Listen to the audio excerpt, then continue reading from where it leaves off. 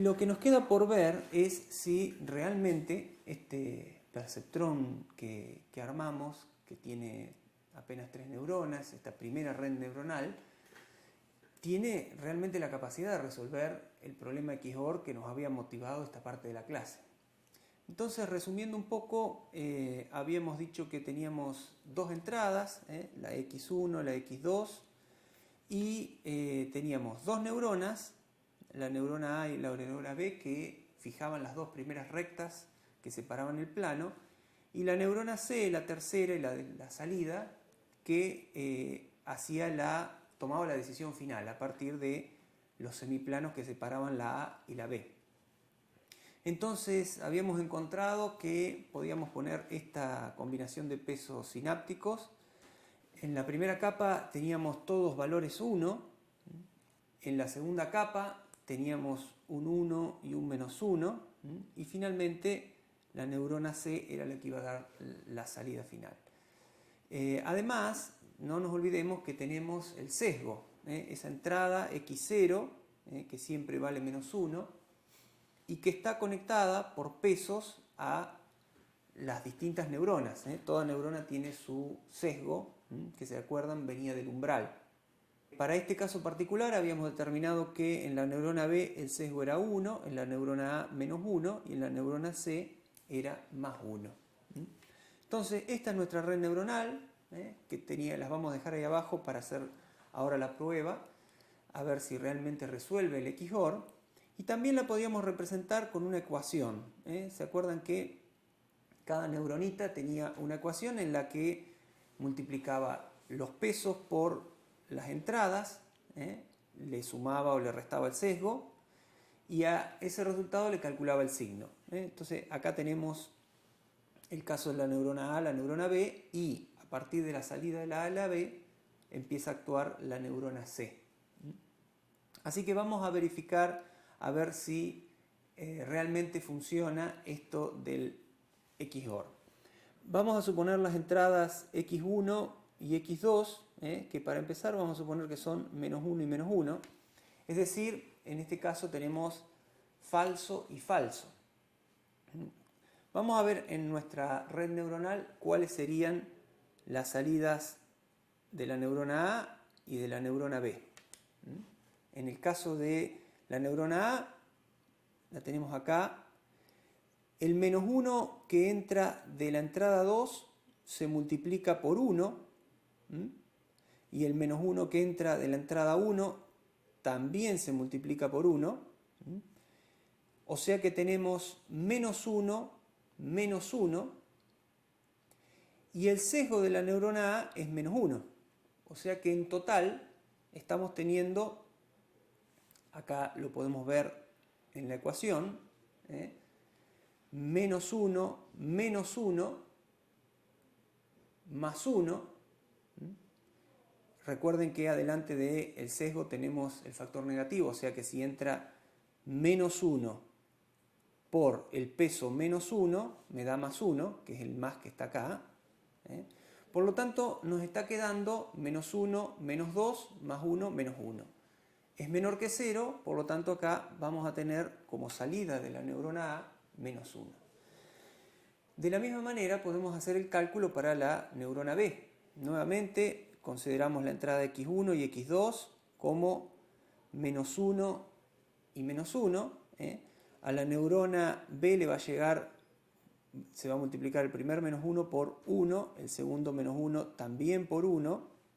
Así que a la neurona B le va a llegar menos 1, menos 1. Y en este caso también se resta ahora. Tenemos menos 1 que es el X0 por 1 que es el peso del sesgo, o sea que acá aparece un menos 1.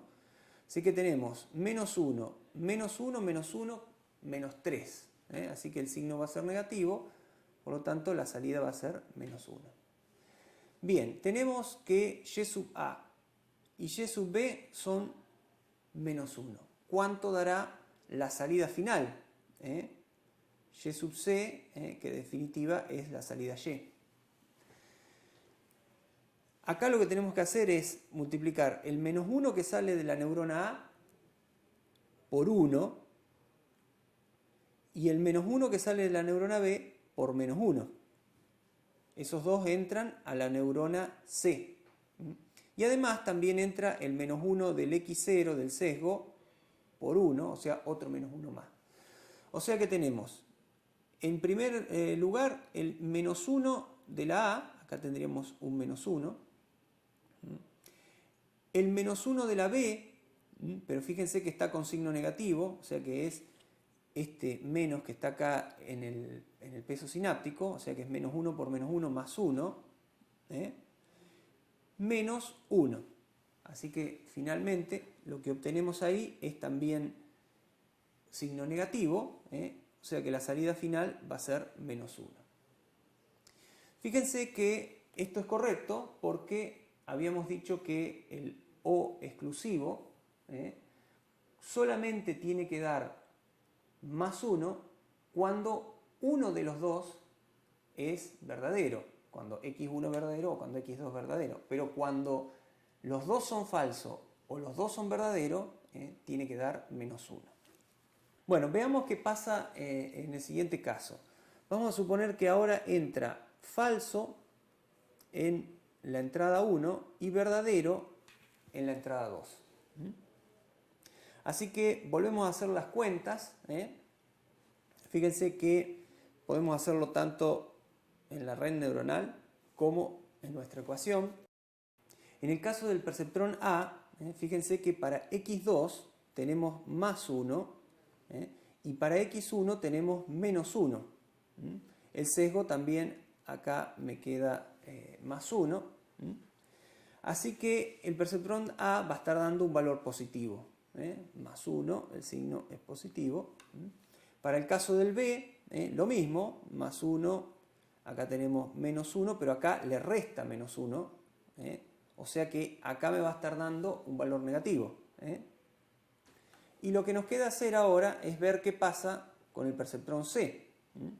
Para el perceptrón C dijimos que Y sub A vale más 1. Y sub B vale menos 1. Pero acá tenemos menos B. Menos Y sub B. Así que menos menos 1 me va a dar más 1. Y finalmente a eso le tenemos que restar 1, que es lo que viene de multiplicar el menos 1 del x0 por el 1 del peso del sesgo. Así que acá lo que me va a quedar es un valor positivo, más 1. Por lo tanto, la salida va a ser más 1. Fíjense que es exactamente lo que necesitamos, porque cuando una de las dos entradas es verdadera, el O exclusivo tiene que dar verdadero. Ustedes podrán resolver los otros dos casos que faltan. Nos está quedando más 1 menos 1 y más 1 más 1. Vean que en este caso, más 1 menos 1, va a quedar exactamente igual que el anterior, porque como todos los pesos son 1, en la primera capa, la neurona A y la neurona B van a recibir exactamente lo mismo, porque no importa si viene de x1 o de x2, así que este es muy fácil, va a quedar todo igual. Ya vemos que este también nos va a dar más 1. Y en el caso de que sean los dos positivos, les dejo como ejercicio determinar cuánto les tiene que dar.